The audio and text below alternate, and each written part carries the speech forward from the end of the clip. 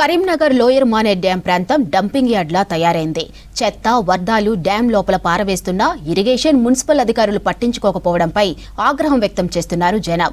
చెత్త కుళ్లిపోయి వాసన వస్తూ ఉండటంతో డ్యాం కట్టుపై నడిచే పరిస్థితి లేదంటున్నారు.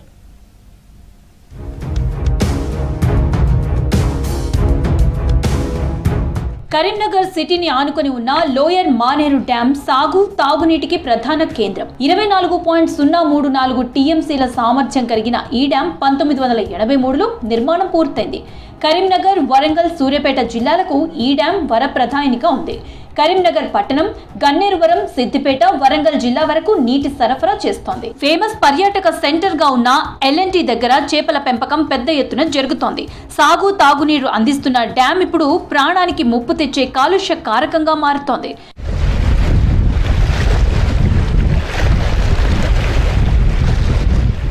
నీరు తగ్గిపోవడంతో కరీంనగర్ వైపు సప్తగిరి కాలనీని ఆనుకొని ఉన్న డ్యాం లోపలి భాగాన్ని డంప్ యార్డ్గా ఉపయోగిస్తున్నారు స్థానికులు. రాత్రిపూట రహస్యంగా వ్యర్థాలు తెచ్చి పారేస్తున్నారు.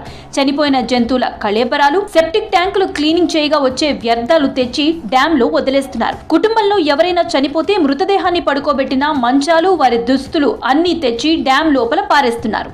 గృహాలు కూల్చివేసినప్పుడు వచ్చిన మట్టి, ఇటుక తెచ్చి ఇందులో పడేస్తున్నారు. ఇలా పడేసిన వ్యర్థాలన్నీ డ్యాం నిండినప్పుడు నీటిలో కలిసిపోతాయి. ఇదే నీటిని ప్రజలు తాగాల్సి వస్తోంది. లోయర్ మానేరు కట్టపై ఉదయం, సాయంత్రం వాకింగ్ చేసేవారు వాసనకు ముక్కులు మూసుకోవాల్సిన పరిస్థితి ఏర్పడింది. మేము ఈ రోజు ఇక్కడి నుంచి మార్నింగ్ వాకింగ్ చేస్తుంటాము. సో అంతకుముందు లేకుండా ఇట్లా ఇప్పుడు ఈ మొత్తం ఎవరు పడితే అక్కడ యాక్సెస్ లేదు లోపల రావడానికి. అంత యథేచ్ఛగా డంపింగ్ ఇక్కడ చేస్తున్నారు. అదే కొన్ని సందర్భాలలో మన డ్రైనేజీ వేస్ట్ కూడా వచ్చి ఇక్కడ పోసిన ఆనవాళ్ళు కనబడుతున్నాయి. టాయిలెట్ వేస్ట్ అయితే ఎక్కువ కనిపించింది మాకు.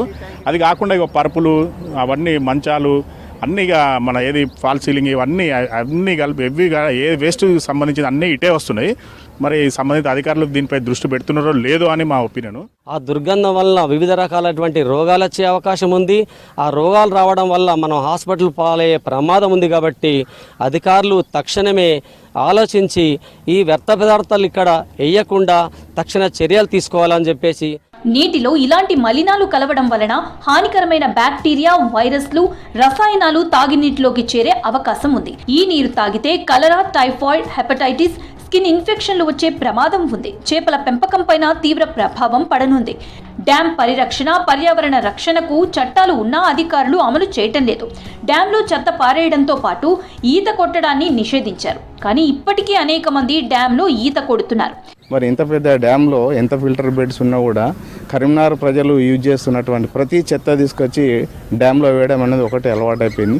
ఇక్కడనే స్ట్రిక్ట్లీగా ప్రొహిబిటెడ్ చేయాలి. అంటే ఇక్కడ లేక్ పోలీస్ వాళ్ళు కావచ్చు, మున్సిపల్ పరిధిలో కావచ్చు, డ్యామ్ సేఫ్టీ అథారిటీ వాళ్ళు కావచ్చు, వీళ్ళందరూ కలిపి ఒక టీమ్గా ఏర్పడి ఇక్కడ ఉన్న వాళ్ళ ప్రజల్ని అవేర్నెస్ డైలీ ఒక 3 months కనుక క్యాంప్ చేసినట్లయితే తప్పకుండా ఈ డ్యామ్ను కొంత నిరోధించవచ్చు. మనం డ్యాం కట్ట లోపలికి ఎవరూ వెళ్లకుండా అధికారులు చర్యలు తీసుకోవాలంటున్నారు జనం. అవసరమైతే గేట్లు ఏర్పాటు చేయాలంటున్నారు. డ్యాం కట్టపై ఏర్పాటు చేసిన సీసీ కెమెరాలు పనిచేస్తే చెత్త వేసేవారిని గుర్తుపట్టే అవకాశం ఉండేదంటున్నారు. పక్కనే శ్మశాన వాటిక ఉన్నా శవాలను కొందరు డ్యాం లోపల పాతి పెడుతున్నారని చెప్తున్నారు స్థానికులు. విపరీతంగా దుర్గంధ వాసన వస్తుంది. మేము ఇటు వాకింగ్ రావడం కూడా ఇబ్బందికరంగా ఉంది. ముక్కు మూసుకొని వెళ్తున్నాము.